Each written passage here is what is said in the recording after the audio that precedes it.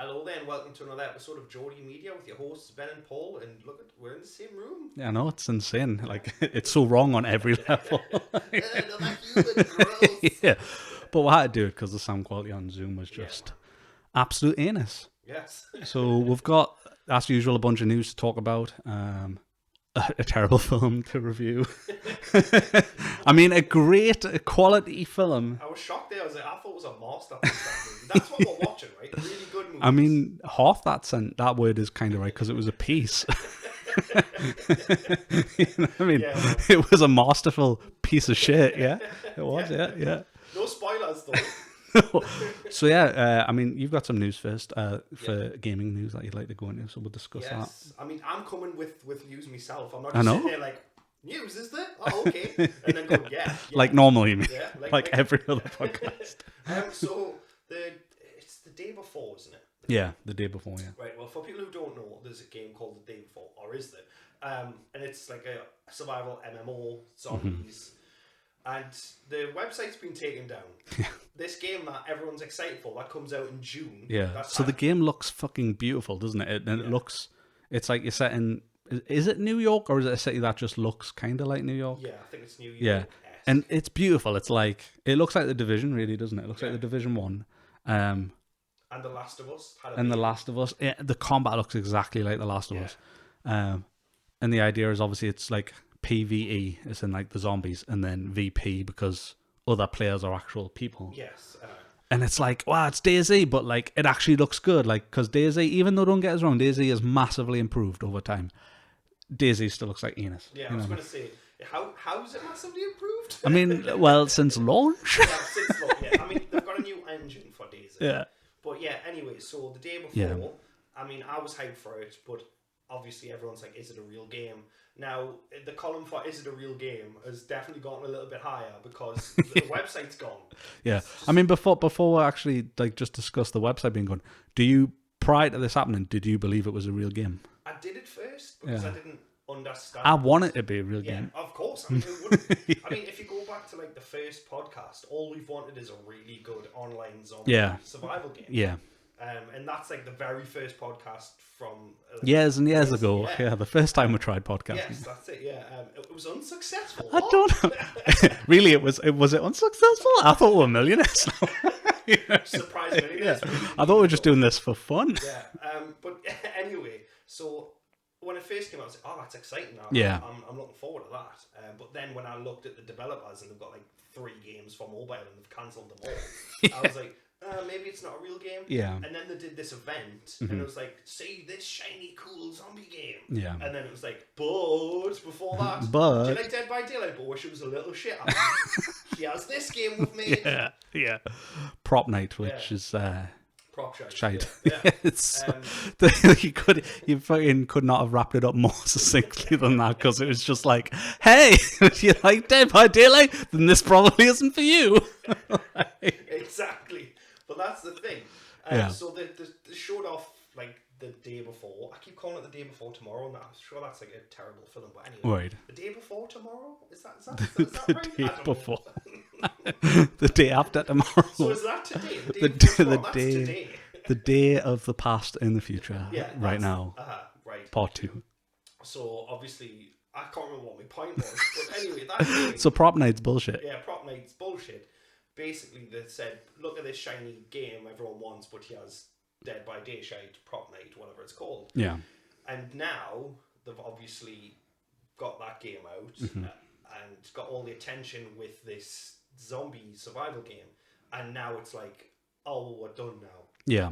They've it's weird. Yeah, it's weird that the website, I mean, it was one of those ones where it's like, the game, it's always been too good to be true, because we've wanted this for the past 15, 20 years, we've been like, we just need the perfect zombie survival game. And it's like, kind of like, we just need DayZ, but it's like actually modern graphics and actually works and like isn't cumbersome and clunky. And it's like, oh, is that what we're going to get? Is this finally it? But we've been so on this lie so many times, because there's a million games that tell you this is the big sell. And then it turns out to be fruitless and shite. So it was like, all right, everyone was like, I don't know. And the company doesn't have the best reputation because they had like one successful game and sold it straight away. Yeah. And then, like I say, if a studio's making this great game, why would you announce another product? at that reveal and be like, hey, we're doing this. When's it coming out? In the future. Anyway, look at this game now. You can play it right now. Please play it right now. Please. Yeah, please buy this. You know what I mean? And then they're giving free codes to like all of the fucking Twitch streamers and getting them on it because they were desperate to get everyone on the game. I'm not even a Twitch streamer. I'm a YouTuber.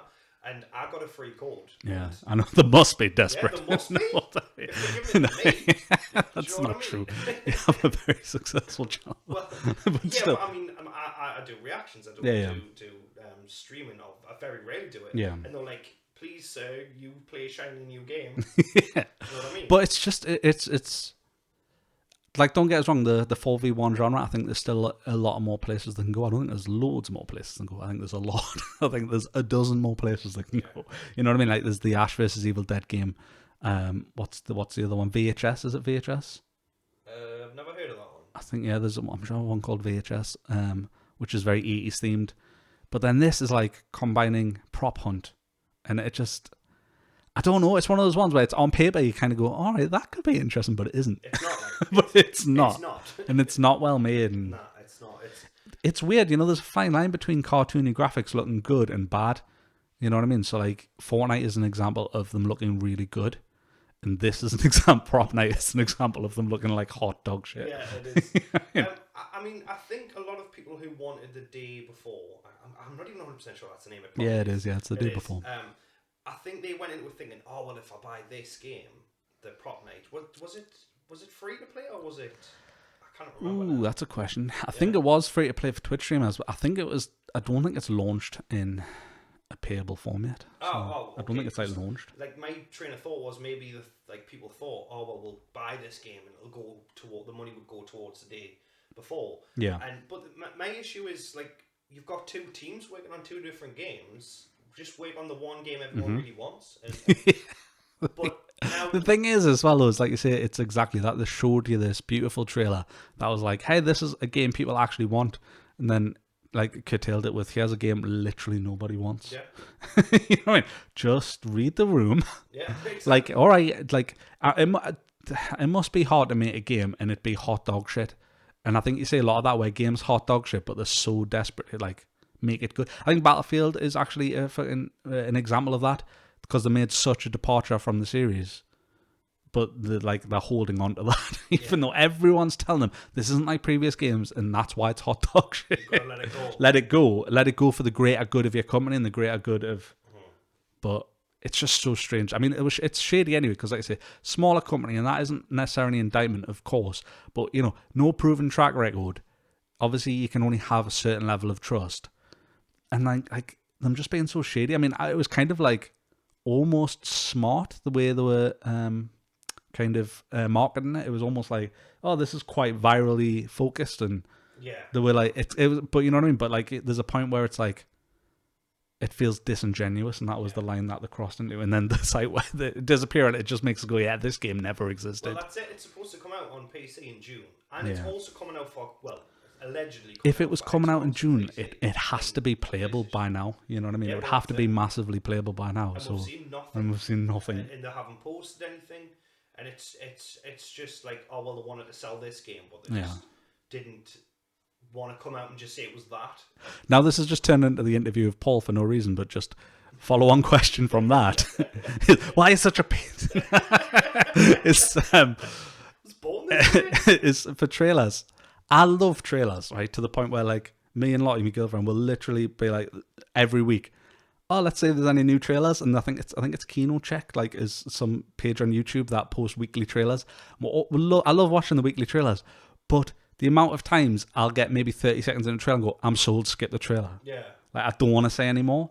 And I think that's the thing with trailers, is I would agree with your mindset. I would love just one good trailer, but it only be under a minute. Like, I don't want a 2 minute ever. I don't ever want a 2 minute long trailer. I know some people are desperate. Some people want to see, you know, when you get like the 10 minutes of the movie. Yeah. I don't want to see 10 minutes of the movie. No, not at all. Like, I just chose a really good 40-second trailer, and where it's like, oh, that's just enough that I'm interested. But it's like 2 minutes. Like, the worst is like rom-coms and stuff, because sometimes they're like, the reveal is what sells you on the movie, sort of thing. So they almost have to fucking reveal in the trailer. And then I'm just like, well, I don't need to see that now. Yeah, well, that's it. And I've seen so much of it. Like, if I care enough, I can just read the synopsis. Yeah. Well, the Terminator Genesis. Yeah. I don't know if you saw the trailer for that. I didn't see it, no. Right, well, they basically spoiled the whole movie. The big twist was John Connor was the bad guy. Right. But they showed it in the trailer. Yeah. So I was just like, well, I don't need to see that movie now. Yeah. And I think it's Genesis, not the newest one, the one beforehand. It's got Jai Courtney. Oh, I have seen that one, yeah. Yeah, well... Is that Genesis? Yeah, I know which one you mean, though. It's one of them. Yeah, I know the one with Jai Courtney. But it is bad, yeah. Just, I mean, I do like trailers that are short and sweet, and they show you nothing, and that's what I like about It's trailers. weird though, isn't it? How very, like I say, they're very comparable genres, but it's like E3. We've obviously that I think we've got that in the news somewhere that obviously E3's been cancelled. So might as well just discuss it now, really. But like E3 being cancelled, like me and you in particular over the years, there's so many years in the past where we've got so hyped for E3. Yeah.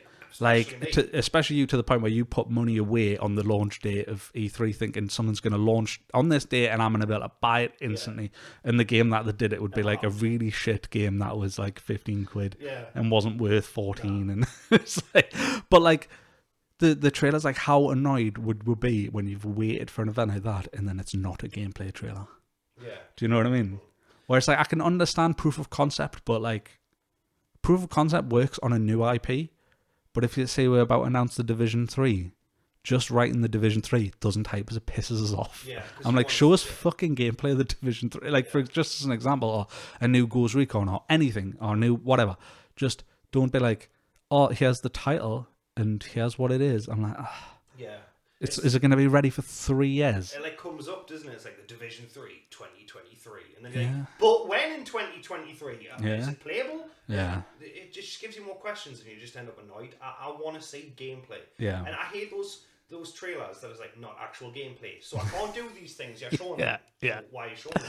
It's mad that they had to do that though, because like the PlayStation era in particular, I think was really bad for that. Like PlayStation 2 in particular was like, it was the cutscene era where the cutscenes looked so good. Like, we are in a beautiful spot now where, don't get us wrong, cutscenes still obviously look better, but they're not massively better. It used to be so disparate. Yeah. It used to be like, wow, this is amazing. Oh my, what the fuck? You know what I mean? It was like from like fucking gorgeous to Frankenstein's monster in a fucking millisecond. It was. And Aisha Tyler would just hype everything up, no matter what it was. Oh god, yeah. I can't wait to play this game. You're not playing that game, Aisha Tyler. Ridiculous. That was what was brilliant though, because what was it presenting the Ubisoft conference? It'd be like 2 hours and there'd be like 15 games and just like, here's a game where you punch black people. Oh, I'm so hyped. You're like, shut up, Aisha. No, you're not. You're not. Paid to say all this. I mean, don't get us wrong, she's beautiful and charismatic and like a great host, but like it's always been the problem with E3 and video game conferences in general, is that the awkward, like, the wall that they put between reality and the presenting, like, they don't present it like a human. No, they don't. Like, I understand the need for a curated script, because obviously you don't want someone flying off the handle, because, like, if it was me or you, it'd be like, if you don't give him exactly word for word, he's going to start swearing. You know what I mean? Or he's going to say something like he thinks is funny, but then gets him in an awkward fucking comedy black hole that he can't get out of. And he's just digging deeper and deeper. He's like, maybe if I just lean into the bit. And it's like, lean back. Lean back. Someone throw him a life like, guys, you're out there. Guys, you're out there. The Just Dance people just come on and start dancing. That was actually the line for it, because it went from like, oh, here's Watch Dogs 2 or whatever, and then it was just like, I can't wait to play that. Here's Just Dance. I can't wait to, like, fuck off. Nobody fucking washes down a session of Watch Dogs 2, which is also hot dog shit, with fucking dancing. You know what I need to cheer me up after that fucking shit. A workout and a game that's got Gangnam Style in it. Yeah. Christ. So we should probably do some gaming news. Yeah. Well, actually, no, like, we'll just go with E3 though. What's your feelings on E3 just as a whole been? I'm not bothered. Like, yeah. Ever since COVID, I'm just, I don't know, like, something's changed in my brain. Like, everything now, I'm just like, yeah, makes sense. Do you know what I mean? Like, oh, that's not happening. Cool. Yeah. Like, I don't get annoyed at it I think as well the landscape's changed because of COVID, but then also just in general. All companies are just doing their own announcements now anyway. Yeah. They're all doing their own little events anyway. Well, PlayStation's got State of Play, which is... Yeah. always mediocre. But I mean, Yeah. E3 always was. It was just always hyped up, and I was the one who fell for it the most. Like you said, I put money aside. I was like, some big game's gonna drop, and I'm gonna be able to get it. Yeah. It's gonna be class. And then it was just like, oh, you want to play PUBG? Well, you can. I do miss watching it with you because would put the headsets on watching it again. Just be like, what the fuck is this? Like that, because it was in E3 was a few days as well, and it's always my birthday, so it's like that. So I'd normally be off watching E3. But they would never announce anything I cared about. Like, in 3 hours, sure, you might get one game, you go, I'll probably play that. Yeah. But Xbox is like, we've been told we don't have exclusives. And then they're like, 17 exclusives. Yeah, but they're all shit indie games. Yeah. I don't want to play ARMS. Do you know what I mean? Like, give me a good IP. Like, give me your version of God of War. Not only is that fucking spot on, but as if you even fucking remembered ARMS. What a pile of shite ARMS is. I never played That is the best. That is the best shit name for a fucking video game. Exactly. Like we've got a it's a boxing game. Call it ARMS. Yeah, we've got a dungeon crawler, but you're a rabbit. And you've got one leg. Like, right? Okay. But it's what's the game? I can't remember what it was, but you described it so perfectly in that same vein. It's a Souls-like game. But it's like kind of pastel coloured, cartoony looking, and the characters have no faces. They announced that, and you're just like, I want to see a fucking new interesting IP. I want to see, like, a day before type game, and instead I get a game where the people have got no fucking faces. It was this far. It's so I cannot remember. I can remember the brand, but I cannot remember the game. I cannot remember the name of the game. But this is what I mean. Like, it's with the console wars, and I don't give a shit. People play what they want.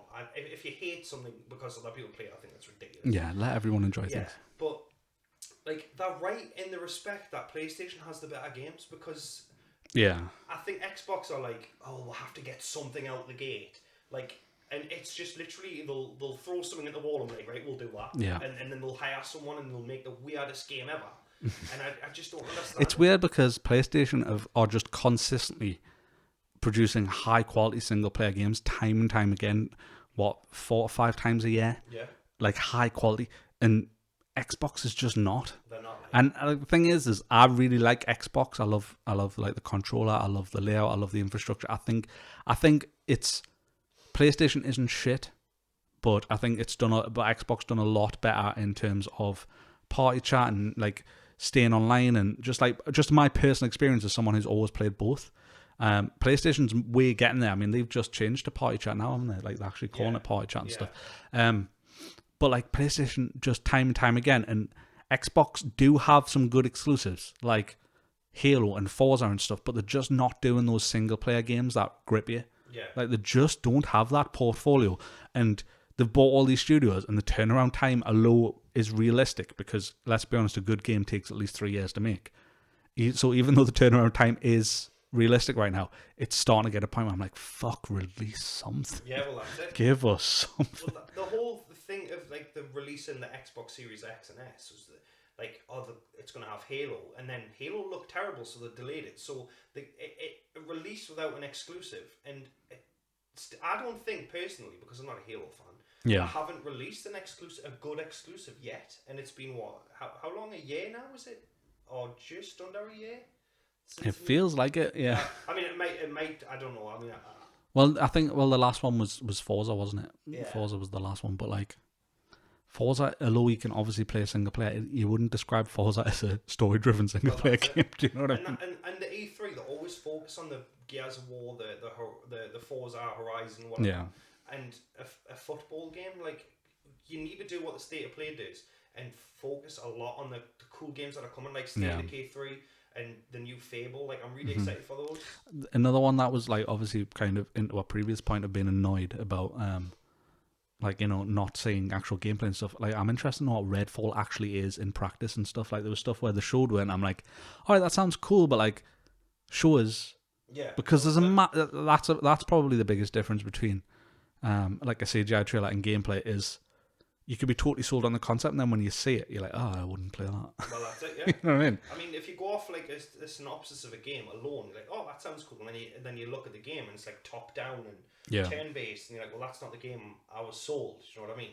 So I do think it should be a lot of gameplay trailers, but as like for E3 being cancelled, I'm not really bothered anymore because my hype for it is just gone, because every year Xbox, personally, I think it's just gotten worse and worse. And then at the end of it, like the wrap up was like 26 exclusives. But yeah, it's like you got that game exclusive for a year. Like they've got Ark 2, that's an exclusive. Yeah. And that's great because as you know, I love Ark.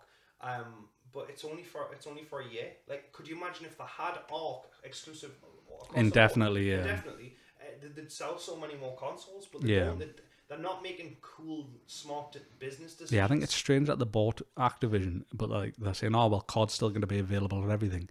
And it's like, I understand why, because money.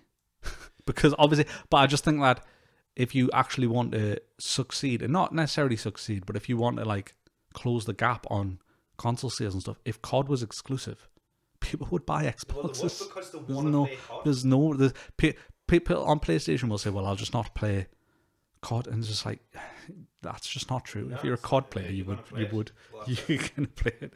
So talking about Microsoft, the other bit of Microsoft gaming news is they're gifting free paid trials to Game Pass on PC.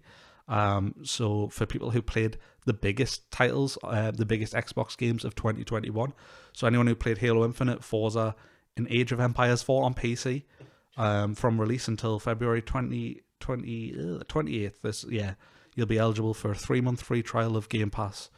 So that means you would have had to play the free-to-play version of Halo Infinite, but you would have had to bought Horizon and Empires on PC.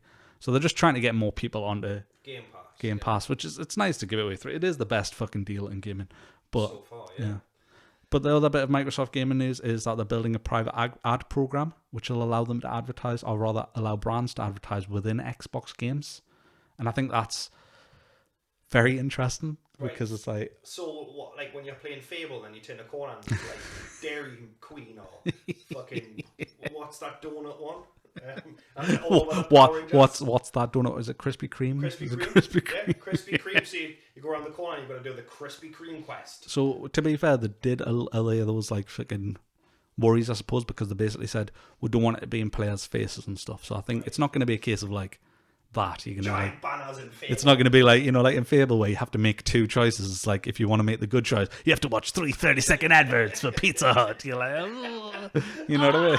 Oh, but I want to save the printer. Well, get 2 for 1 on Mountain Dew. You're like, I don't think it's going to be that. But now I want that. Though. Yeah, that would be sick. Yeah. But apparently it's going to be mostly for free to play games, so it's kind of understandable, I suppose. Yeah. But I've always said this, and one of the things I think this probably isn't what they want to do, but I just think that they should do advertising in games like they do it in films.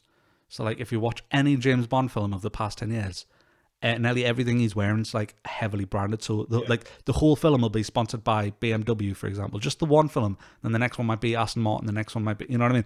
And then what will happen is every single car you see in that film is a BMW. Yeah. Or like everyone wearing a watch is wearing a certain brand of watch. And like I think it was Casino Royale, was that the first one with Daniel Craig? Yeah. It was sponsored by Sony Ericsson, or it was sponsored by Sony. So everyone had Sony Ericsson phones, everyone had Sony Vaio laptops, like that kind of thing. So like I think you should do that in games though, because if it curbs some of the costs and it doesn't break the immersion of the world, if anything, it adds to the world. Because I've been saying this since Battlefield Hardline, I think, was one of the first games that I thought about it, and I think there was a Rainbow Six game that might have done it, where it's like, if you're in a real world setting having a team deathmatch, but it's in a city, make those actual billboards, make them real adverts. Yeah. You know what I mean? Put like the advert on the bus stop, an actual advert for McDonald's. Oh yeah. Do you know what I mean? Agree with that. Like I think that would be cool. Yeah. But it could also go the other way and be absolutely egregious. Did you know in movies the bad guys aren't allowed to use like say it's sponsored by Sony, they're not allowed to use a Sony phone or iPhone because they don't want villains to be associated with that brand.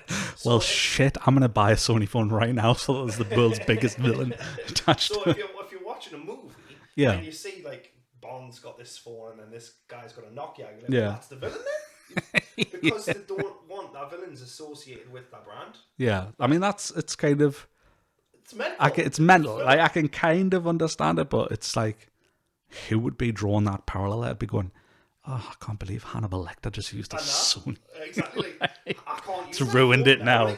Like I'm just gonna be like, this is going in the bin. Yeah. Just smash your iPhone with a hammer because Hannibal Lecter used one. Do you know what I mean? It's ridiculous. Yeah. So what have we got next? So CD Projekt Red have said it's targeting 2023 for its first DLC for Cyberpunk, because Cyberpunk is now in an infinitely better space. There is still some bugs, but I mean, it's massively it's massively on track to being done. Yeah. It's in like it's ready for some content now. You know what I mean?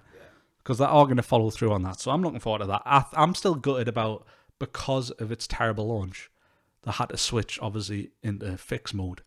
I'm really gutted because it was going to be like a competitor to GT Online. Yeah. And that's all been dropped and everything, which that sucks, I think.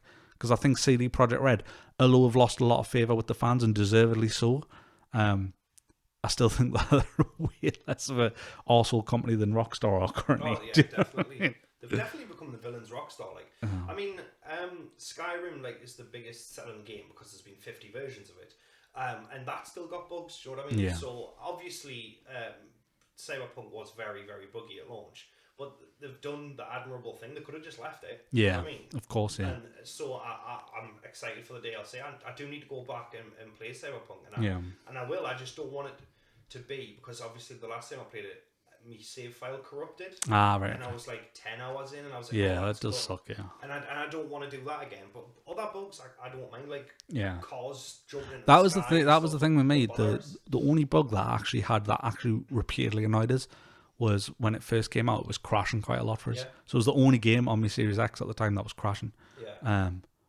But that's fixed now. It doesn't crash. Yeah. And anywhere near as much. The biggest thing that really annoyed me was, like, every time I got naked, it would put pants back on. Yeah, that's not how I want to live my life. That is ridiculous. Yeah, let us see my micro penis in real time. Do you know what I mean? I didn't buy this 4K TV for anything else. Exactly. I just wanted to see. £600 to see the minuscule penis on my car. Oh, Christ. And I was like doing poses in picture mode where he's jumping with guns and in game as well. What? Jesus. And the micro penis just kept disappearing. The mistake I had made is I put the micro penis on, but my TV was still so big that it was actually bigger than mine in real life. Oh, that's disappointing. So it was like, that was heartbreaking. Yeah, you know what I mean? Delete the game and so now I've had to go back to like a 12-inch TV, like, and it's still close. It's still shockingly close. It's still bigger. So in movie news, Vin Diesel's confirmed that Captain Marvel's Brie Larson's officially joined the cast for Fast and Furious 10. And that's... Yeah, like, fine. But have you seen the picture at the top? Yeah. So they said, right, we're going to announce it. Let's do a fake laugh, and pretend we're having a good time, and then I'll take the picture. How weird's that, dude? Yeah. Vin Diesel is like, it's weird, though, because he was like the cool guy of the series, and he's got like substantially less cool over time, hasn't he? Yeah, well, that's it. I mean, I've seen her in 2 things, and I think she was better in the 2 things I've seen. I haven't seen Captain Marvel. I've seen her in Endgame, and she just came across as like the character, not the actress, just to clarify, as like, oh well, I'm going to kill Thanos. I'm the best person. Like, you've got to earn that as far as I'm concerned in the movies as that character. Because a lot there wasn't enough. I didn't think there was enough build up personally for like how. Because a lot of people think, oh well, you hate Brie Larson if you hate Captain Marvel. I haven't seen Captain I like her in Scott Pilgrim versus the World. Yeah, she's good in that. I do think, even though I don't really like that movie. And she's in what's it called? 21 or 22 Jump Street. Okay, yeah. And she's good. Yeah. So I do think she's a good actress. But I mean, I'm not. The Fast movies. Yeah. You could get Tom Hanks in, and I'm still going to be like, yeah. Okay. Do you think they'll do? Do you think they'll do a Fast 11 or a Fast 22 or whatever, and be like, return to the streets, and they'll actually do an actual fucking film about like street racing? Yeah. Well, did Justin Lin doing it? Yeah. I think he mentioned that on Instagram. It's like he wants to take it back to basics. So What's mental though is that fucking personality flip. I want to take it back to basics. Like, I'm pretty sure 6 months ago you were saying you want to take it to space. Yeah, well, they did.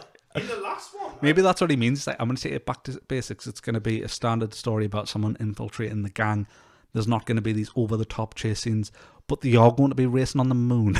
Yeah, everything's like grounded, but at the end, you just go back and they've been on the moon the whole time. He's just like, quickly, press the button for the moon NOS. Yeah. That's not a thing. Well, one of them's like, it's Cuban NOS. Like, what, is it spicier? Like, what's the difference? It's just NOS. Those movies, man, I could pick apart for days. Yeah. Like that one with the Cuban NOS, right? Yeah. He drives his car, falls apart, and it plows into the ocean, and it just narrowly misses this little kid. Yeah. And the little kid runs up to him like she knows him, and he hugs her. Like, who's this kid? Why are you picking her up? Yeah. This guy in a singlet just picking this child up. You should be on a list, mate. Do you know what I mean? Singlet. I don't get those movies. I watch them. That's stupid. But in the last one, it was kind of a parody because like the character Tyrese, I can't remember his name. Right. Yeah. It's like, are we immortal? Because I got shot at and I didn't get hit once. Yeah. And it's those movies. It's becoming too self-aware, isn't it? I think they should have stopped at Fast Five. I genuinely do, because that was the best one. Yeah. Agreed. What was the one where they did the homage to Paul Walker? Was that 5 or 6? They've all 7. They've all blended into my mind. Yeah, they're all the same movie. Yeah, they are. Was 5 the one when they re-brought the majority of the main cast back together? Yeah, they should have. Yeah, they should have stopped there. I agree. Yeah. Yeah, but like, because I've watched them all except 10. I haven't seen 9. Sorry, I've seen them all except 9. That's the one to go to space. And I recently I say recently, like maybe a year and a half ago, I rewatched them all, but they've just, after like 3, it just all blends into my mind. This one film, you know what I mean? Like when The Rock shows up, I'm just like, well, that's it. The Rock for me sold Fast 5. I was like, oh, that's cool. Yeah. And then it was just a really cool film. But I think it's 7 where Paul Walker sadly passed Yeah. away. But they call the baby Paul. yeah, But the man that left was called Brian. yeah. So it's like, well, we're new I now. know. You're right. They should have called him Walker. I agree. They should've Texas Ranger. Yeah, something yeah. like that. Yeah. Or maybe they called the baby Brian and it was Paul who died. I don't know. Either way, it was Paul Diesel. Yeah, but this kid's now called Paul Yeah. Diesel. But it's great that's just been cast, and I will watch it. I'll watch them all. If they keep making them, I'll keep watching them. But I know what I'm getting with those movies. They're just terrible popcorn films that defy the laws of everything. Yeah. Logic, reasoning, gravity, reasons to watch films. How did you survive that 80-foot fall? Family. Oh, right. Oh, of course. Are we indestructible? Only if you say family. You've got to say family before everything and you're fine. Ridiculous. But yeah, I'll still watch it. Yeah. Yeah. Well, I was out, like, say, 10. I was like, I will watch 10, but I'm at that point now, I was like, I would never go to the cinema and watch one again. If they don't call it Fast 10, fasten your seatbelts. Yeah. Oh, they will. Like, Fast 10, your seatbelts. Yeah, they will, yeah. Fasten your family to the radiator and you are immortal. What? That makes no sense. But no, that was just totally terrible dad joke. Fast 10, your seatbelt. So my favourite bit of gaming news this week is Remedy Entertainment announcing that they're going to remake Max Payne 1 and 2 in a new development agreement with Rockstar Games, because they made the original 2 and then Rockstar made the third one. So that's fucking awesome, because they've literally even said that it's going to be a AAA remake as well. So I'm very excited for that, because obviously Remedy's been putting out... There haven't been games I would say I'm necessarily enjoyed, but you cannot argue with the quality of them. So like Quantum Break and Control have been really well received. So, well, maybe more Control than Quantum Break. But, I mean, but like the mechanics are tight as fuck. It's just... I'd rather have had, like I said, I'd rather have had just a regular bullet time shooter than them doing like, hey, let's make it kind of a bullet time and other kind of shooter. Do you know what I mean? Because they are both bullet time shooters. Well, they're the ones who did Alan Wake as well. They did, I think so, yeah. I think they like announced Alan Wake 2 as well, which I'm fan. But yeah, definitely the announcement of Max Payne 1 and 2.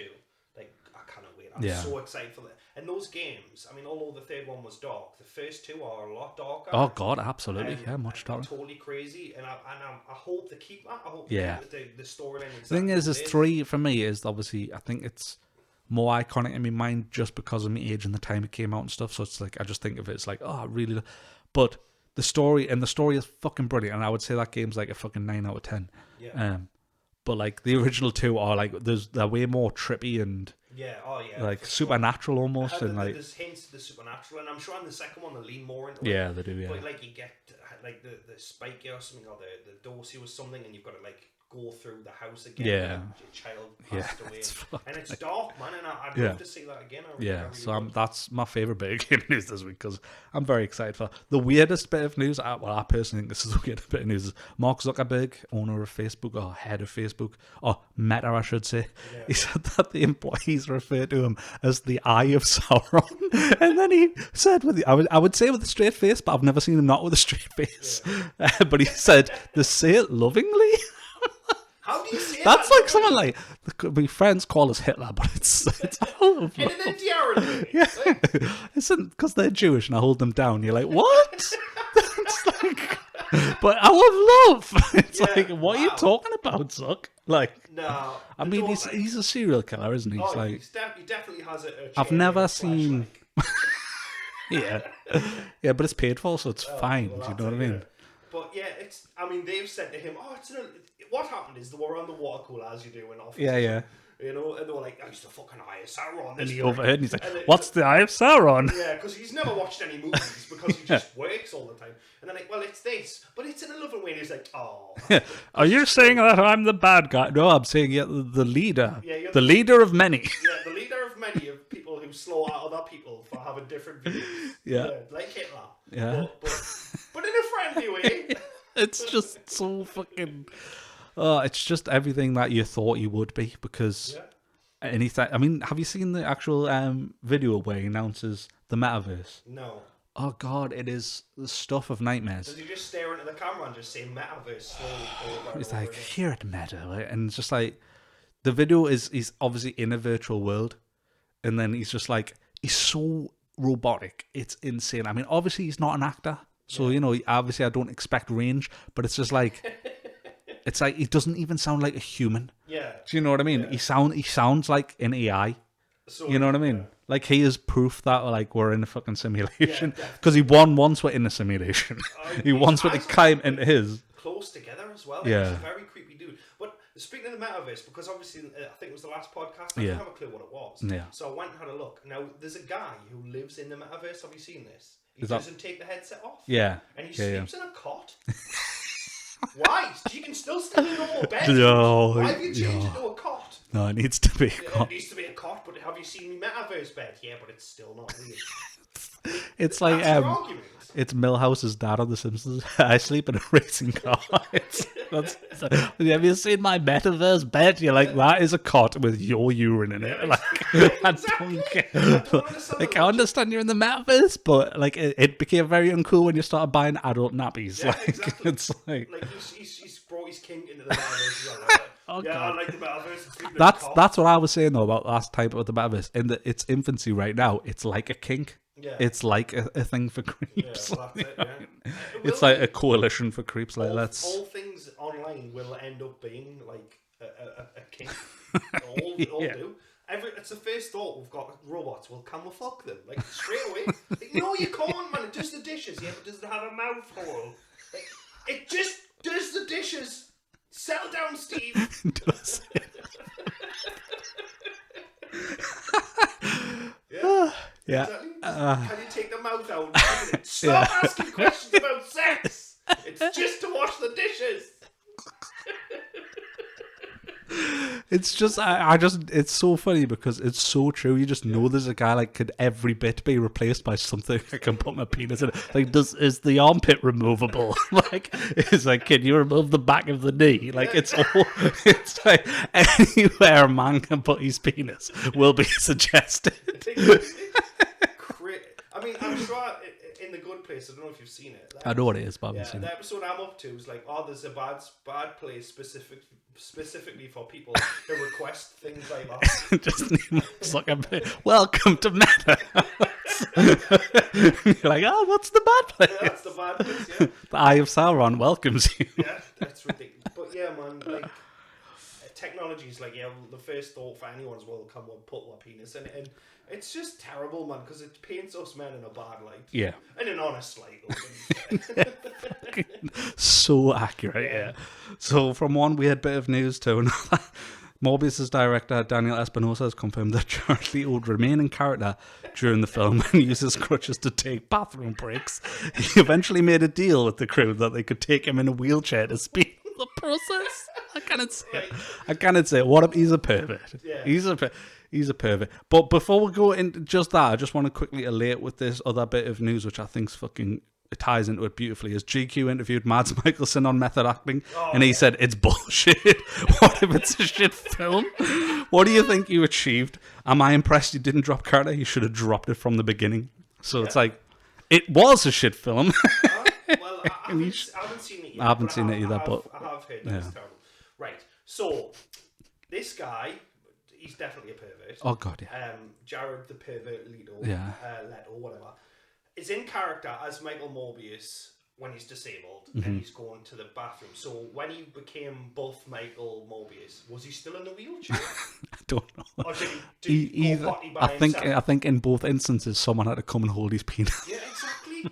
Well, like as the Joker, he was giving condoms to people, and again, look at his Joker. He's put all. I mean, Daniel Day-Lewis was a method actor, but look at his catalogue of films. Yeah. Fucking, he's made, like, I haven't seen most of them because that's not my type of film, but like every film has got rave reviews. Jared Leto was I can't think of the name, a method actor, and he's been in a lot of shit, and also he's a pervert. The problem is, if you're a pervert, and then you're also doing anything weird, it's just going to line up with everyone's belief. Well, that's it. You know what I mean? You're just proving everyone right that you are an absolute pervert. Well, that's it. It's just just is he method acting as a nonce? You know what I mean? Is that what it is? Like, because allegedly, for the role that he calls life. Yeah, for the role he calls life. Oh, well, I was going to write a book, so I just did it. Like, I just don't understand. I don't know. It's mental. He's an absolute idiot. And those people who had to take him to the toilet, he made their life a misery. But also that though is there's a part of it where it's a bit like the Louis C.K. thing, you know, like the Louis C.K. getting cancelled and stuff, where it's kind of like you have to give consent in that situation. I don't care. Like I've worked many minimum wage jobs in my life. Nothing isn't worth fucking, and someone will go, well, that's a place of privilege. I'm not privileged in that sense. No. I've fucking come from nothing, and I've worked a lot of dead end jobs, and I've lost jobs and struggled, you know, like just like anyone else. I would 100% walk away from a job if someone said, oh, you have to carry a grown man to the toilet where he goes potty. No. A fucking millionaire. Yeah. Get fucked. Exactly. I mean, like, I saw the press for the film, and Tyrese was like, I'm not going to lie, and I'm not being paid to say this, but the movie's genius, and so is Jared Leto. Like, you got paid to say that, mate, because you got £20 million to be in the film you got cut out of. Do you know what I mean? Like, he's in 3 scenes, he's got a metal arm, and you never see him use it once. I don't understand method acting at all. Yeah, same. He's mental and a pervert. Yeah. I mean, the thing is there's an argument to be made about is method acting, you know, can it be good? Can it be conducive to the role? And I'd agree there is some instances, but like when you have someone as revered as Mads Mikkelsen saying it's bullshit, it's like, yeah, I'm inclined to lean to that side of it. Yeah, same. Do you know what I mean? I mean, like, I get Heath Ledger took a toll on. Well, I don't know if you'd seen. Did he hear? What's the guy called? I can't think of his name. Michael something. Really buff black dude. Is it Michael? John White. Yeah. Yeah. Yeah, that's him. Yes, I was like, yes. What's it? He said in an interview recently, he was like, people, because obviously he was in Dark Knight, and he was like saying, well, he's like, he wasn't always. He's like, if you seen him between scenes, he was chatting and laughing his head off and stuff. He's like, people are full of shit. He's just like, did they say that to settle the movie and make it way bigger? Absolutely. And I think that was the right thing to do. Absolutely. But was he actually like that between scenes? No. He was sound. He was Heath. Like, was he troubled? Absolutely. Like, much like, you know, you could say Robin Williams was troubled because it's like the clown mask, isn't it? It's like, you're entertaining other people, but you yourself are sad inside. Yeah. So, like, I'm not, like, doing it to kind of downplay his feelings, because obviously he was a very troubled man, and it was the tragic fucking loss, and it was also the performance of obviously life. I still stand by that as a statement. I don't think it was overhyped in that sense. But apparently he wasn't really method acting. Do you know what I mean? Which apparently goes against like everything that we've been told. Yeah. Because I believe that for like. Do you know what I mean? But I mean, we don't know for a fact. It could just be that could be his interpretation, and he was, or you know what I mean. But yeah, I just think it doesn't. Yeah, but my point was going to be like even him being a method actor, I don't understand it. He gave a great performance. Yeah. But like going home and still being Morbius or the Joker Yeah. Like, what's that? What's that for? Who's that for? Yeah. There's no camera on. Like, did he drink blood? Yeah. Do you know what I'm like? I understand the. I mean, outside of already drinking more yeah. blood. Yeah, child blood, of course. Yeah. I mean, how do you yes. keep the eternal youth? You know what I mean? I mean, he's like 70 and he looks like 12. That's what it is, isn't it? It's the blood of virgin. Why do you think they got him to play a vampire? Oh, he's definitely. They were like, he came to the audition. They're like, "Oh, did you do your own makeup?" And he's like, "No." It's just me on the deal. And they're just like, "Wow, hired." Yeah, I mean, I sent you that TikTok, didn't I, of that man cutting his hair, and he just Oh didn't god, cut his he hair. didn't He was cut like, anything. He didn't cut anything. He didn't cut. He was trimming his beard like this. Yeah. Whoa! And afterwards, he was like, "Wow, it looks amazing." I'm like, "Oh, exactly the same. Mate. Yeah. Exactly the same." Yeah. Method acting. And that's because that was a beard implant, and he couldn't afford it. So it's like, this is a 20 grand beard implant. I'm 300 years old, for God's sake. I'm Nosferatu. Like, Jesus Christ. Ridiculous. And he's a pervert. So EA Sports have had to rename FIFA. Yeah. Have you heard what they've called it? EA Sports Football Club. That's it. It just sounds it's so shit. You know what they should have called it? They should have called it instead of arms. Should have called it legs. Yeah. EA legs. So wait, it's not FIFA 20. So it's not going to be, because FIFA's a brand. Obviously, it's like it's the football association, and you have to pay. I think it's something like a couple of million a year for that licensing, and FIFA wanted more money. So change it to EA. But what's hilarious is, do you know why they wanted more money? Is because FIFA makes $3 billion a quarter, and they were only paying a couple of million a year for the license. So they're making $1 billion a quarter every 4 months. They make a fucking billion, and they were just like, "So can we have a couple of more million?" And FIFA was like, "Oh no, we'll just change the name to Football Club." That's terrible. Kickball game. It's just like ridiculous. Absolute. That's how greedy they are. Is that they'd rather lose the licensing. Yeah. So you're gonna have to walk into a shop and go, "Can I have that EA Sports Sports Football Club 2023, please?" Don't qualify for though, obviously. Yeah. Like, really? Ridiculous. Yeah. So I just thought it was interesting. But any story that denigrates EA brings me a little joy, because they ruined Battlefield and I hate them. So. So VGC have reported Capcom is raising its employees' base salaries by 30% in Japan, ahead of its expected 5th consecutive year of record profits, which I think is the first fucking bit of good news we're having gaming. That's really good. So that's a company doing right by its employees, because Capcom is absolutely killing it recently with all of the remakes. They definitely are. Resi 7 and 3. Resi 3, I think, was very cut, but again, it was a good enough game that they're bringing out the remasters for free. For the new gen consoles. So I think that's really good. Yeah. I mean, because it's just going to keep that workers there and make them work harder and what have you, and you'll get good games. So, yeah, definitely. I mean, good news, and it's good to hear, because you hear crunch time and there's cutbacks and blah blah blah, and they've had to work them harder and they'll get more money. And I think I think it's very Japanese in general, because Japanese have a different work culture, and it's very much like hard work is rewarded a lot more than Western societies. And I think normally as well, it's like, I don't know if it's a case of in Japan, but like it just seems to be very like normal for companies in Europe and in America to be like, "Hey, the game's launched, let's fire 80% of the staff." Yeah. Do you know what I mean? Like, that's like the standard thing, even though like the game's going to go on and make loads of money. But that's the business. So the next bit of news is PlayStation have announced that pricing plan for PlayStation Plus and their tiers, and their like tier system. And so they've got Essential and different tiers, which is, oh my God, the pricing. $60 yearly, or I don't even, do I have the UK? I do have the UK. 50 quid yearly. For that's for the Essential. Right, okay. And you get a couple of downloadable games, some cloud storage. So that's basically the existing PlayStation Plus kind of setup. And then obviously they're going to be adding at the top tier a catalogue of beloved classics, including streaming and download options for the original PlayStation, PlayStation 2 and PSP generations.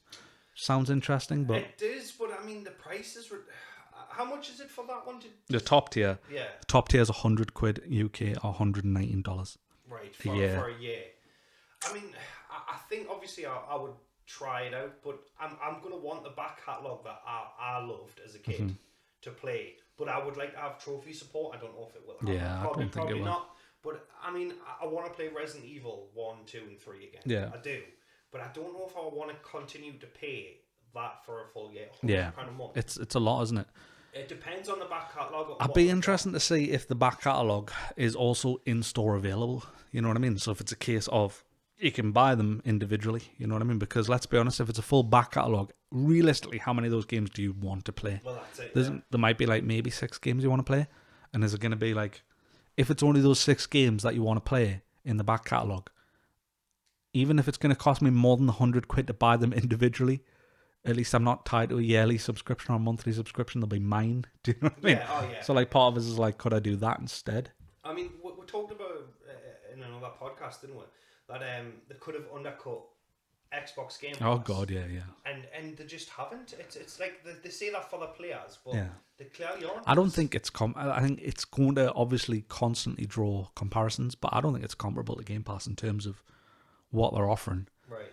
And because they're not offering a bunch of new games, like modern games, is it? They're like, you know what I mean? Yeah. So it's just like, that's it, a catalogue of, and then obviously you can stream those. I obviously don't think game streaming is there yet. No, it's not. It drops out for me all the time, like on the... Oh no, there is, sorry. Adds a catalogue of up to 400 of the most enjoyable PS1, PS5 games. So it is going to be a bunch of... So I suppose it is. Day, like, do you know how but it's not doing... It's definitely not doing day one release. It's not doing it. The only thing that they've got that's a bit different is they're going to do time-limited trials for certain games so that you can try a select game before you buy it. So demo basically, but it's like a demo you're paying for, really. Yeah, exactly. You've got to pay £100 a year for a demo. That's essentially what it is. Before you buy the game. I mean, like I said, I'll give it a try for a month maybe. I think for us, much like Game Pass for us, is the games that I've normally wanted to play on Game Pass are bought already. Yeah. So Game Pass doesn't make sense that much for me. More for the casual. It's definitely... So I don't think it's like a terrible deal, but I don't think it's gonna be as good as Game Pass personally, because I think the sell-off for Game Pass is those day one releases, and you know, like knowing, oh, that game's coming, I'm going to have that game. Yeah. So the last big bit of news is obviously the slap heard around the world, because Will Smith at the Oscars, and then and being subsequently banned for 10 years. Yeah. Do you want to go ahead? Yeah, I mean, one, the joke was terrible, right? Yes, it was. Yeah, it wasn't, and as far as I'm aware now, we know now that Chris Rock didn't know Shia LaPisha. Mm-hmm.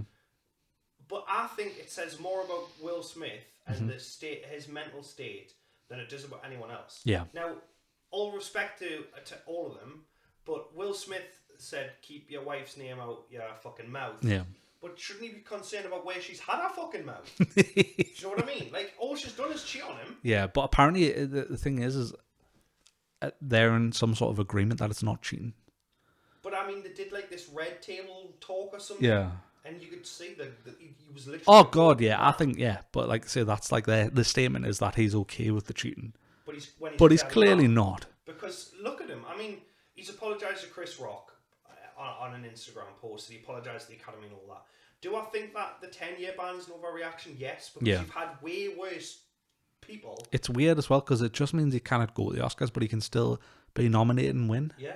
So he's not allowed to go there in case he slaps someone. Like you had, what's his name? The Harvey Weinstein go there for years. Yeah. And you had Roman Polanski was there, yeah. And nothing. You know what I mean? But he slaps a dude. And he shouldn't have. He shouldn't have, yeah. I mean, violence isn't the answer. It was a joke. It's weird. It's weird, though, the whole violence against comedians. Like, it's quite... Like, you could literally go on YouTube right now and type in comedian gets assaulted, and there's a lot of videos. Yeah. And I'll never understand the mindset of someone going to a comedy show and then laughing at 90% of the jokes, and then the one, like, I laugh at everything, but then he made a joke about a disabled person and I'm disabled, or I know someone who's disabled. That was the line. Like, you cannot laugh at everyone else's misfortune, and then when it's your misfortune, fuck this guy, how dare he, I'm gonna bray him. You know what I mean? There's so many where like people go up and punch comedians and stuff, and it's ridiculous. It's a joke, and Will Smith laughed at that joke. Yeah, he did. Yeah. And then he saw that his wife was not happy with the joke. He was like, "Oh well, I'm gonna have to do something and be a man." But it's a lot of grey area with the laughing, because like people nervous laugh as well. Yeah. Oh well, yeah. That's fair enough. But like she laughed because there was like other videos found. Yeah, she's like, she like after the joke, she was unhappy, and then he slapped Chris Rock, and she laughed at that. Did you notice that she didn't vouch for him as well? So she never, even though she never does anyway, but like it's just the fact that he did that obviously for her, or like, you know, arguable. Obviously, you know, it wasn't the right thing to do, but you know, you could go at least. I can in his mind, I can understand it. It was some sort of, I've got to protect my family. There's some sort of like family honor or some sort of chivalry behind it. As misplaced as it was, but then she was like, no, it's not unacceptable, blah blah blah, I don't need to be protected. I'm like, she's not on anyone's side. Yeah, like zero. Like she doesn't care about zero people. You should have done what I think most respectable men should do. You should have challenged him to a duel. He should have got his dueling glove out and give him a slap with that and challenged him to a duel like a real man. That's what I'd do. No, but seriously, it was a joke. It wasn't a very funny joke, but I think it's going to do nothing but pay Chris Rock's fucking holidays and shit forever now, because he's going to have so much like comedy to say about it. Like, I mean, he did a comedy show and he's like, so how was everybody's weekend? And that got a massive laugh. So I think he's not ride the coattails of it, but like basically I think it could end up changing his career to the point where Chris Rock's the highest paid actor in the next 3 years. Well, I just think it's brilliant that his tours was already previously named. Because like what they do is they like book, say, next year or the year after, and they haven't come up with a show, but they need a title. So the title of his show was already called Ego Death, which I just think is going to be like perfect. Like you know what I mean? Like because what he probably has one joke about ego death. They're going to build a show around it. That's normally what a lot of comedians do. But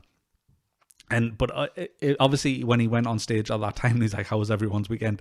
He basically obviously wasn't going to talk about, but you just know that he's going to, like this Netflix special, it's going to sell for, he's probably going to be able to sell this special for like triple, maybe 4 times as much as he'd normally be able to sell a special for. And he already could sell a special for millions, but he's going to get double or triple because it's going to be guaranteed to be the most watched comedy special this year. Because you want to guaranteed, because you have to see his bit on it. Yeah. Do you know what I mean? That's it. Yeah.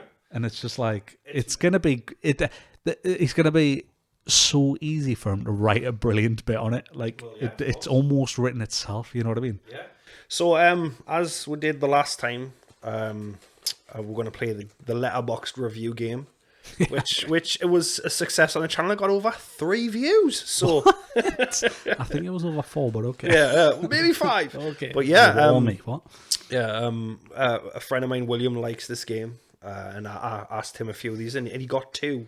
Right, so you've got 2 to beat. I've got 2 to beat. Got 2 to beat. It's a challenge now. Can you do it, William? No. So, right, we'll start off with. Well, what's the concept? Oh, sorry. Yeah, sorry. The rules. Sorry. Yeah, right. The rules are: I give you a review. They're all Arnie films. All right, this Arnie week. Films, okay. They're all Arnie You're films. just gonna start and be like, I'm gonna guess any film on the planet. Hey man, this is my rules. I just tell you nothing, and then you. No wonder you only got 2. They're all Arnie films from Letterboxd. Okay. And these are genuine reviews that I've picked. And some of them are good, some of them are hilarious. And I've got to guess the film from the review. And you've got to guess the film from the review, yes. Okay. So, the first one is, I would also kick Arnie in the back for making this movie. So it's a hard one. Because it could be any movie. That is funny as fuck. I would also that video where the guy kicks Arnie in the back and just he barely moves. He's like, Arnie's he's just, like, ugh. Yeah, he's like, and then the kid he's like, does someone leave a door open? Yeah. It's just like breeze. I can't do the voice. What is that breeze? There we go. You do the voice. Also, it could be any fucking movie. What's an objectively fucking terrible Arnie movie? Junior. It's not Junior. No, I'll give you one more guess. Oh God. I love how already done with this game you Jingle are. All the Way. No, it's Terminator 2. Who is the? Get him out. Yeah. Get him out. One day, and he got 2. Right now, this is my favorite one. Okay. Arnie is the final girl. The Running Man? No. Oh, final girl. But that is a good answer though, because he can't. He is the final girl in that as well. But think more horror. All right, horror. Yeah. Sixth Day.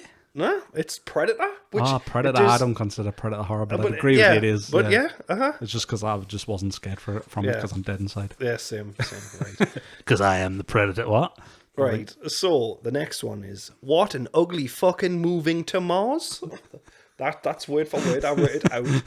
On a fucking train. That's bullshit. You fucked my mind. Well, go fuck yourself. Total Recall? Yes! I mean, with the Mars... I'm coming for you, William. Yeah, always one away. It's one away. Right. Read that review again, though, because that's just class. I just what an ugly fuck moving to Mars on a fucking train. That's bullshit. You fuck my mind? I go fuck yourself, actually. I go fuck yourself. I know you've always wanted to do voice work, but that is you should do voice work. Right. All right, that was good. I like it. And now this was in all caps. He doesn't have a birth canal.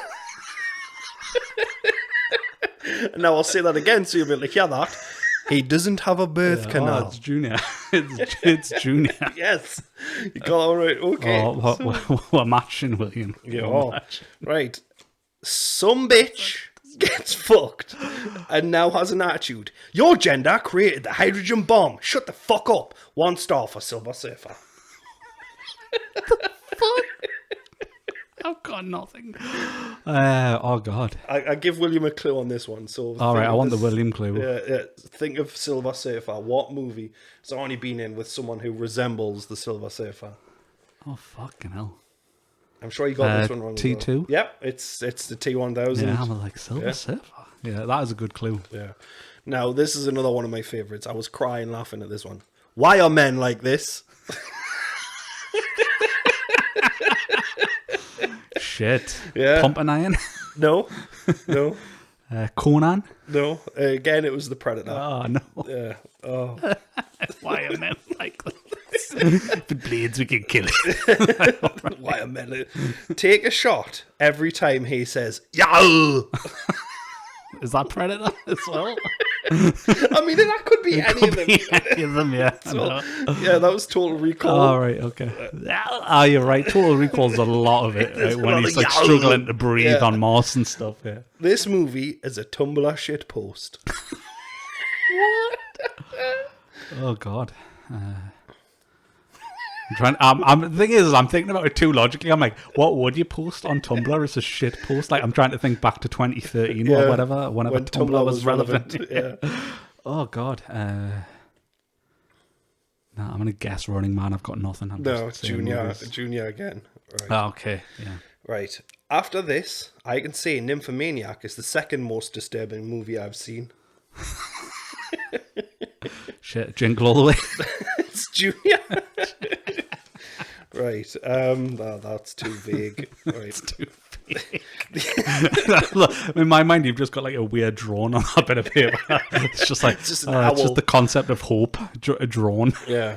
The equivalent of drawing a penis on your passed out friend. What the fuck? They're just so random. Like, I mean, I like that because there's just no clue at all. I mean, oh God. True Lies. It's Predator. Oh. Right, last one.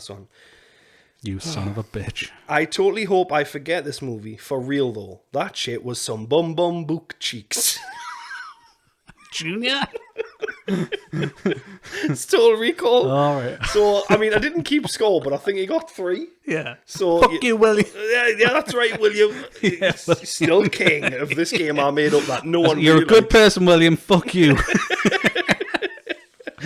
I think that was the last one. I think. I need that. I need the ringtone. The one you were talking about Mars. It's like that's gold. What an ugly fuck moving to Mars on a fucking train. That's bullshit. You fuck my mind. Well, I go fuck yourself.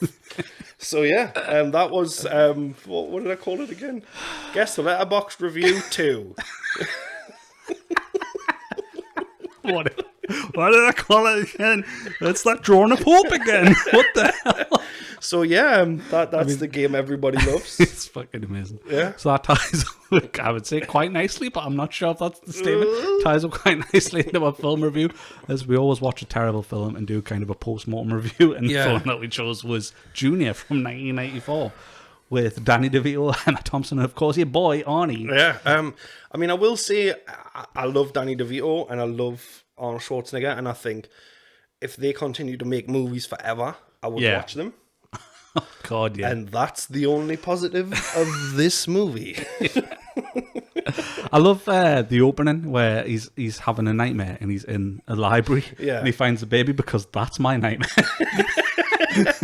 I was watching, I hadn't seen it for years, and I was like, fuck, this is a horror movie. Yeah. It's like, this is my hell. It is quite harrowing. It's the scariest horror movie I've seen in a little while. Now, I've watched it 4 times since we watched it, because I got COVID. So so you thought, how could I triple the torture that I'm feeling? I thought, I'm already unwell, so I'll watch it again.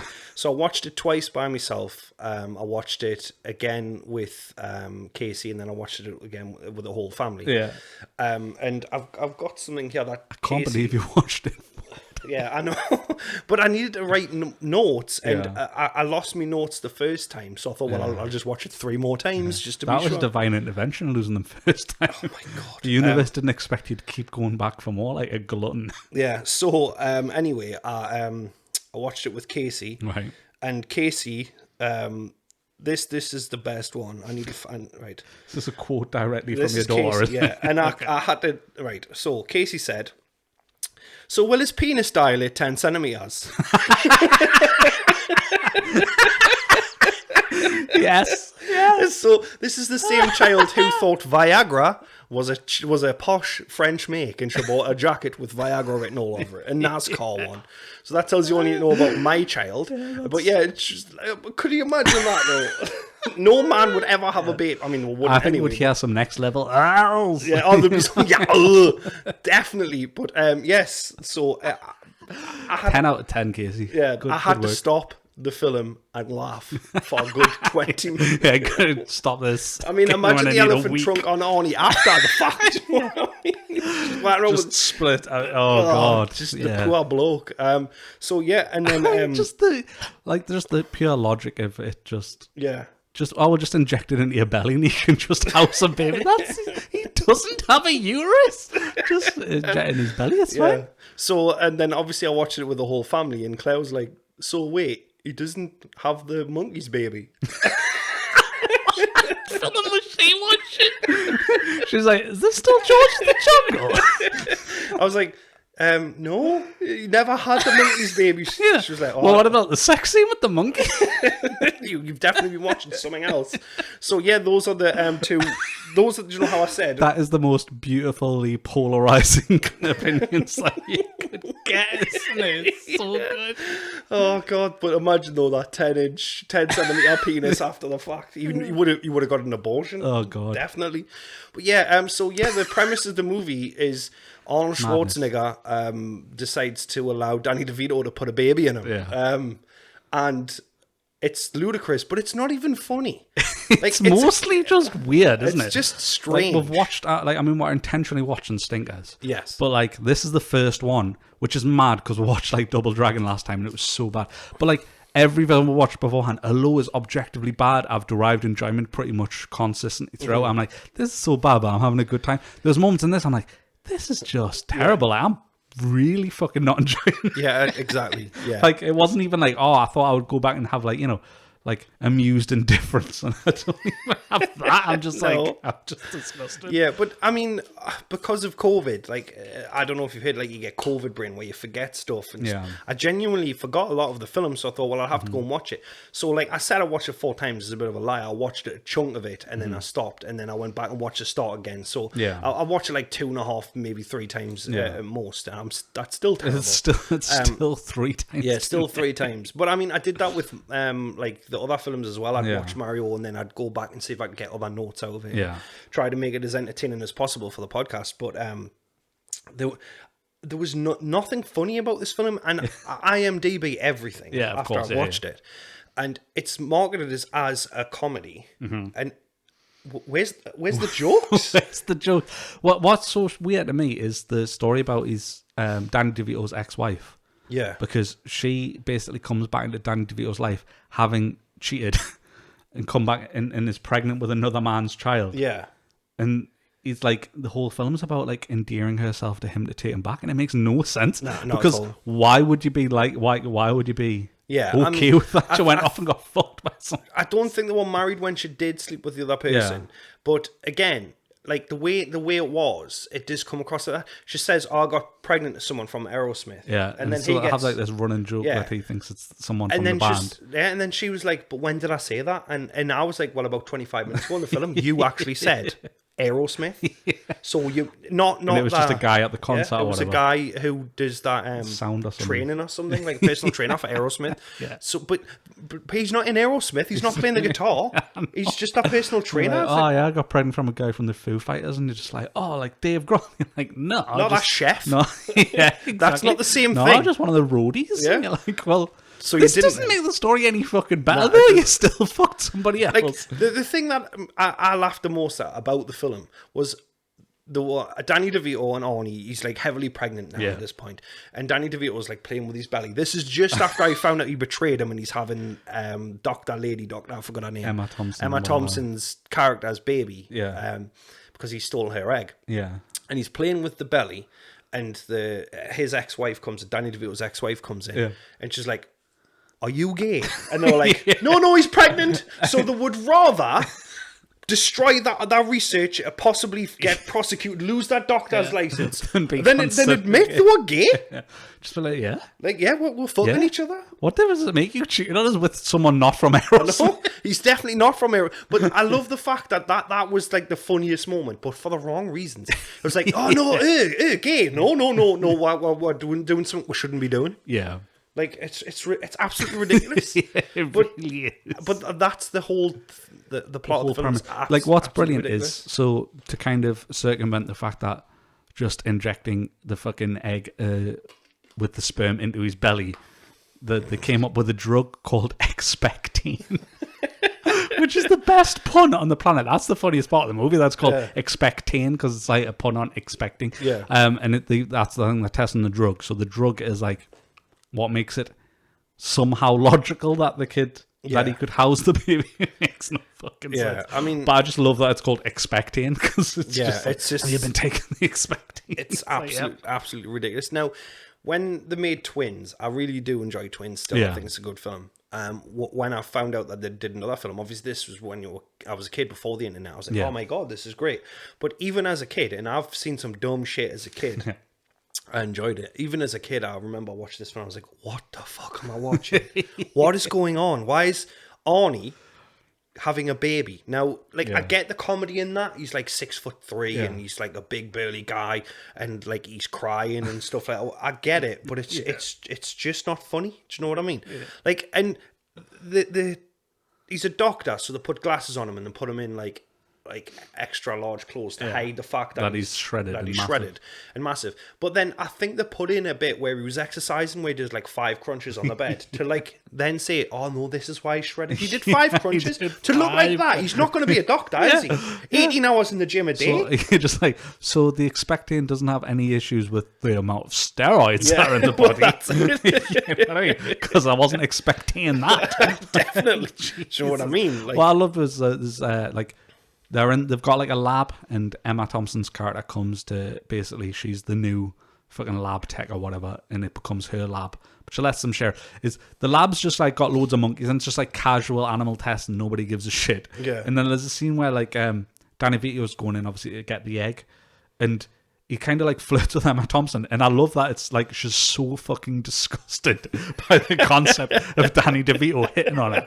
You know what I mean? She's like, I can only interested in like the top 1% Austrian bloke. Yeah, well, that's like I would never consider. Like it's weird because it's like, I'm sure Danny DeVito didn't give a fuck because he was paid a lot of money, but it's like such an offensive movie to Danny DeVito because it's kind of like, you are so fucking repulsive that Emma Thompson wouldn't consider you for a second, and your ex can go and get fucked off someone else, come back pregnant, and you're going to be the dad? You're going to do all the hard shit? Yeah. Because you're that ugly? Yeah, it is like... It's brutal. He's always been played as that character. He has, though, yeah. Even in It's Always Sunny, he's the disgusting character, but he leans into it really well. Yeah. Now, before I saw It's Always Sunny, because I do reactions for that show, I always saw him as like the penguin, or the guy he played. He was in brilliantly Twins. gross as the Penguin. He definitely was.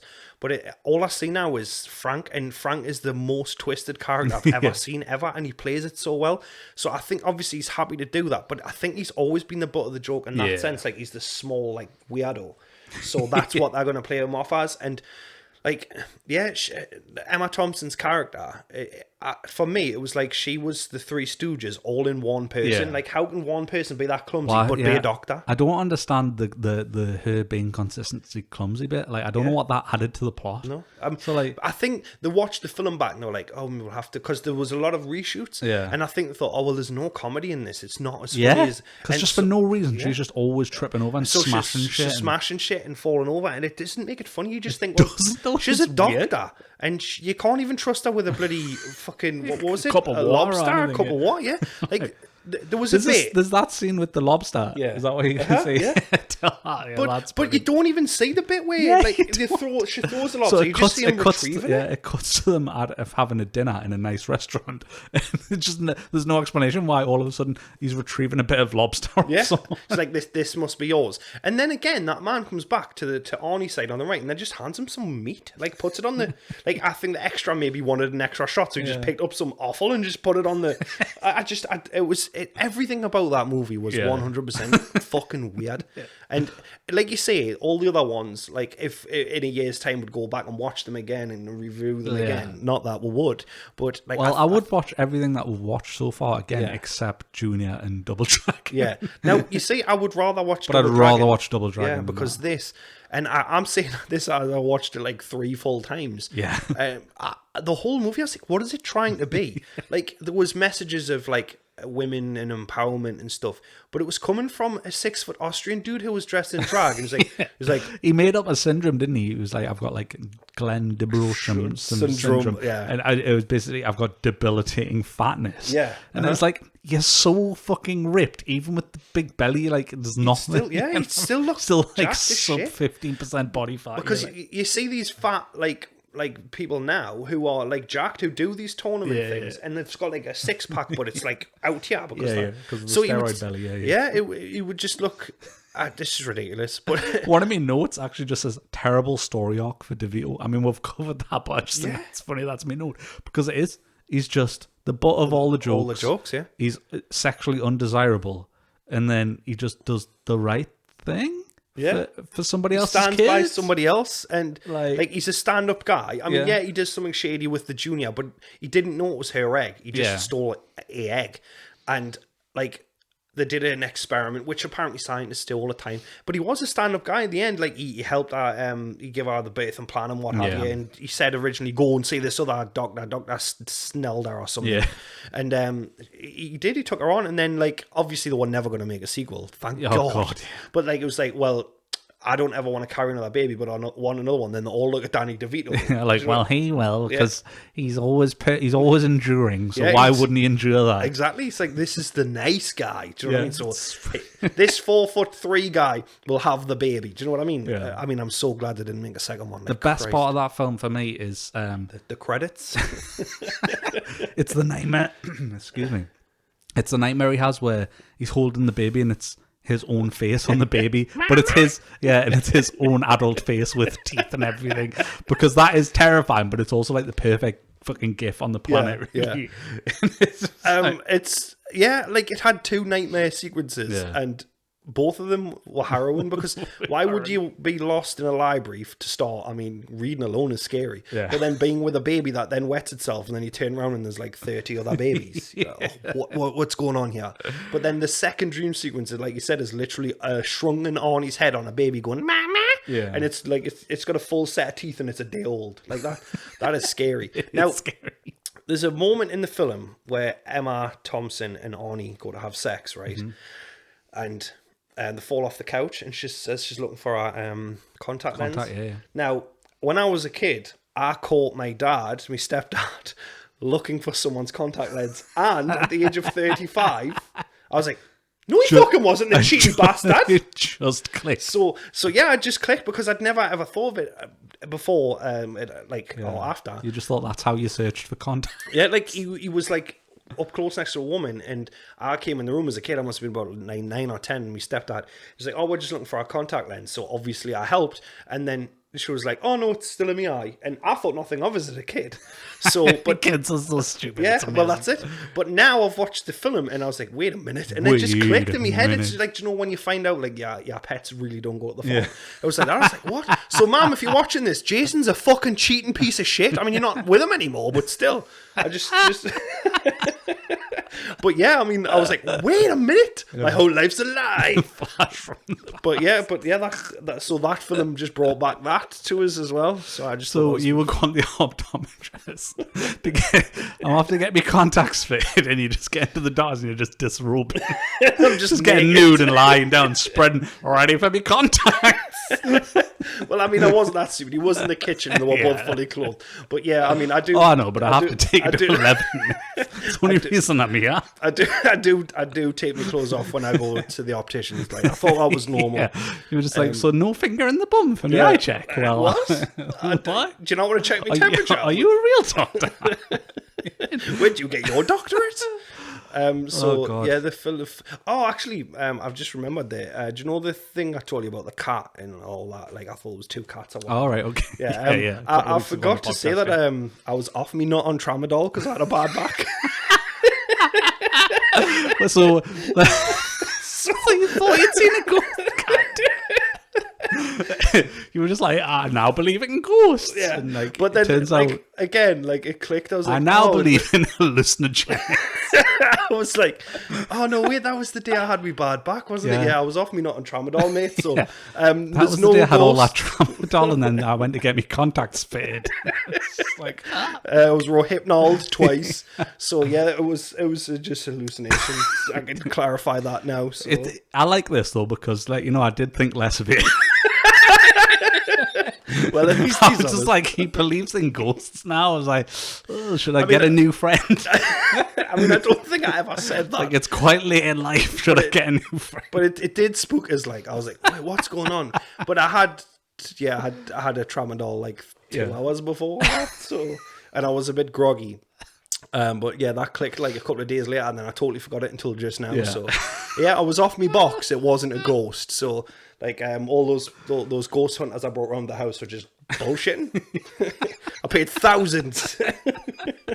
So, anyway, we found his stepdad's Junior. girlfriend's contact though. Yeah, from years ago. You cheating bastard. Fucking lying bastard. I was here, man. I was looking for a contact that wasn't even there. You dick. Anyway, Junior, So yeah? I like when he goes to the like pregnancy like living place, like where it's like a bunch of pregnant women are living in this. I don't even know how you fucking describe it. It's like a holiday home for pregnant people where it's like, oh, your husband's away, so you drop your wife off at like a hotel full of other pregnant women. Yeah. And then he dresses up like a full-on woman the rest of the time, and he's obviously the least believable woman because he's 6'5" and has the deepest voice on the planet. And yeah, I mean, it's the most honest he's been about his muscle gain, though. He's like, well, yeah, they've made us take steroids. Yeah, as a man, though, in real life, not just as a woman. And then the woman's like, you're beautiful. And you're like, no, he's not, though. He's really not. I don't even think Arnold Schwarzenegger is a good-looking man, personally. I think I could understand women being attracted to him because he's fit as fuck and he's charismatic and stuff. Yeah. But I actually don't think he's nice. He's not an attractive dude. Like he's a monster of a dude. I think that's what attracted a lot of women. I love the fat suit though when you see his belly and it's just like pure rubber and it's terrible. But so's the whole movie. I think. Yeah. I think because they did rewrite the script because it was going to end of him getting an abortion because he couldn't carry the baby to term because it would have killed him, and then they had a baby together. The two people. Yeah, I would like to see the Casey cut, like where his penis explodes. Where like. He's just got this big baggy penis, and he's going to carry it around in a trolley. Got to wear a nappy for the rest of his life. He's just like Emma Thompson leaves him for Danny DeVito because he cannot perform. Because that's the better option. Because that's the better ending. Because then Danny DeVito wins. Yeah, well, that's it. He's like, finally, it's my time to shine. My time to shine. There's just Arnie sad with a big, massive, baggy penis, like a welly at the end. Very different film. Yeah, it is. A weird sequel, but again, I was on tramadol, so that might not even be real. But yeah, I mean, the film, I just didn't know what it wanted to be. Yeah. And even, like I said, even as a kid, I was like, this is weird, man. Like, and I loved Arnie, and anything with Arnie in as a kid, I would watch, because like, I've seen the first film he was in where it wasn't even his voice. He plays a god or something, Hercules, I think. Hercules in New York. Yeah. I've seen that because I loved him in like Terminator and stuff. So I've seen everything.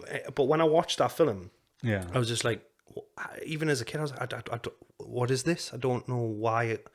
Why did he do this? Yeah. And do you know what like undercurrent story made no fucking sense to us was, like, you know, the professor trying to catch them. Yeah. And basically there's a scene where they're caught because the professor's somehow employed a guy to pretend to be a cleaner. And the guy's cleaning the lab while spying on them.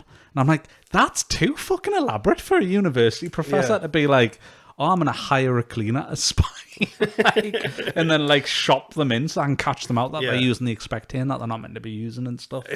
I mean, it's all ridiculous. Like, the news, they brought the news to the university. And he's like, this better be good because you interrupted a meal. Like, this man. And then, like, obviously the woman turns up instead of Arnie. Yeah. And he's like, puts his hand on his shoulder. He's like, "You're fired," like, because he interrupted a fucking meal. Like, how good was this meal? He's just throwing his whole life away because of that. It was like everything was either over the top or just so stupid. Like, interrupting a meal, he's lost his job because he was, as he thought, mistaken. Do you know what I mean?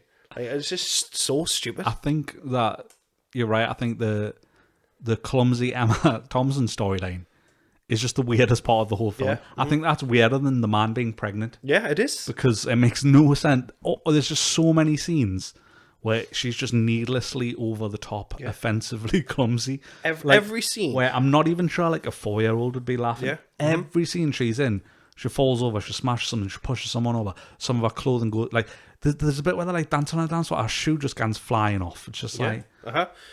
And then she ends up with toilet roll on it or something. Yeah. Like she walks onto the dance floor, like toilet mischief roll seems to gravitate towards this one human, and because it's never directly addressed, it makes so little sense. So because no one goes like, "Why are you like this?" Yeah, and I mean, Ivan Reitman's a really good director. I mean, he directed Ghostbusters. Yeah. Do you know what I mean? And I think he did Twins as well. I might be wrong on that, but again, like, I thought as soon as I saw Arnold Schwarzenegger and Danny DeVito after seeing Twins, I was like, "Oh, this will be really funny." Yeah. And again, it just, even as a kid, it wasn't. And now I was just like, well, why did they make this? Why is this a thing? Because Arnie had his like comedy like stuff, because he did all the action and then he went on comedy, made Jingle All the Way and stuff like that. And that's fine. I understand an actor wanting to branch out, but like, did he not look at the script and go, why? Like, why am I doing this? Why? Though? Like, he's forever taking the piss out of Sylvester Stallone for Stop When My Mom Will Shoot. Yeah. I don't know if you've seen that movie. I haven't, but I know like the kind of... I would rather watch that again. I was going to say, I know the fact that he always takes the piss out of that movie. Because didn't he turn it down or something? Yeah. Arnie said, I'm going to get this movie. It's going to be great. Or he hyped it up, and so he would take it. So he would take it because they had this rivalry. So, like, Arnie fucking lied to him to get him this movie. But for me, arguably, Stop When My Mom Will Shoot, although it is a bad movie, is better than Junior. And Junior... And he's constantly talking about how bad Stop My Mom Will Shoot is. Even Sly's like, it's the worst thing I've ever been in. Well, for me, and I think even for Arnie, Junior is definitely the worst thing he's ever been in. Because it's absolute garbage. It's one of those things, I do think it's like kind of iconic in Arnie's lexicon of work and stuff. Like, I just feel like it's so bad I could never ever tell anyone to watch the film, to the point where I would say, if you have any interest in Junior, read the synopsis and then watch the trailer, and then you're done. That's all you need. Don't waste any time. It's a complete waste of time. Yes. And I'm happy to do it for the podcast because it's fucking brilliant. Yeah. It's like, that is possibly the worst film I've watched. Yeah. It's one of those films, like, I was trying to think, because sometimes I like for Street Fighter, for example, I had high not expectations. I had high opinion of it as a kid. Where as a child, I was like, "This is brilliant," and then I knew it was objectively bad as an adult. I just hadn't watched it, and then when I watched it, I was like, "Wow, this is so bad." But I enjoyed it because there was moments in it. Whereas this was like, I don't think I had high opinions of this as a kid. Even I don't like think back and have fond memories of it. And I was just like, but it was just so bad. Like, it was. It's the first movie that like normally we're like, what do we rate between 1 to 5 normally, something like that. Yeah. This is one where I'd go 0. Yeah, minus 5. Ivan Reitman said it's not his best movie, but it's his favourite. And the thing is I suppose favourite might be for different reasons. It might have been like a fun shoot. Yeah. Because the film itself is absolute hot garbage. It's liquid dog shit. Like, it really I don't ever want to watch this film ever again. And if I could take the pill that makes you forget stuff on the Matrix or whatever it is, I would take the blue pill or the red pill or whatever pill it is. I'd take tramadol.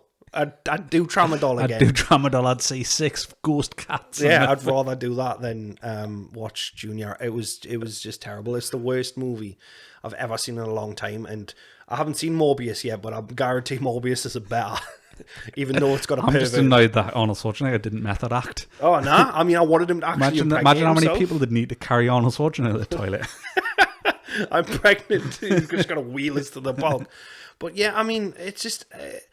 I love, like I said at the start, I love Danny DeVito and I love Arnie, and if they do make the triplets sequel to Twins, yeah, I would obviously love that, because I love Danny DeVito and I love Arnie. Yeah, I think they're both. I wouldn't say Arnie's the greatest actor, but like he's like The Rock. He's like charismatic. Oh yeah, he's charismatic, and you enjoy the movies. And you enjoy the movies. Mostly, for the most part. Yeah. And Danny DeVito, I haven't seen a lot of his movies, but everything I've seen him in, I think he's been the best thing about it. Even in Junior, I think Danny DeVito's amazing. Yeah. He's a good actor, and I would, but I can't in good conscience ever recommend Junior to anyone unless I hated them. This is like one of those movies where you would use it as torture to get information out of someone. You'd lock them in a room and make them watch Junior on repeat. I can't even... And actually, it was nominated for an Oscar. Was it? Yeah, for the music. Fucking hell. So never mind banning Will Smith for 10 years. I know. Ban the I Oscars need to for ban 10 the years. Oscars for 10 years, because that's just some bullshit. But you can guarantee it'll come out on Blu-ray. If it hasn't already, it'll have like Oscar-nominated movie Junior on the box. When really it should have like, this is... I paid to rent it as well. Fucking hell. I paid actual money to rent it. Obviously, can never condone illegally downloading stuff, but I should have illegally downloaded it. You know what I mean? Yes, he should have. So yeah, Junior, man. So I think that's probably the perfect place to wrap up. So find Paul on YouTube at the Geordie Nerd Reacts. Yes. Find him on Twitter. What's your Twitter handle? It's everywhere. The Geordie Nerd. It's quite easy. You type it in. Everything's there. My pornos, the lot. Yeah. So great channel. Check that out. You can find me on Twitter at BennyRabbit86. And thank you very much. We're available on everything pretty much where you get podcasts. And obviously the video is now on YouTube. Yeah, so before we go, do I have a movie for next week? Because we usually suggest one. Hey, it's all you, bud. Whatever you'd like to watch. I mean, if we can find Stopping My Mom Will Shoot, I think that's a good idea. If not, Mortal Kombat maybe? Yeah, one of those two, definitely. Right, okay. So yeah, thank you very much for watching. Find us in those places that Ben mentioned. And we'll see you all again very soon for another podcast episode.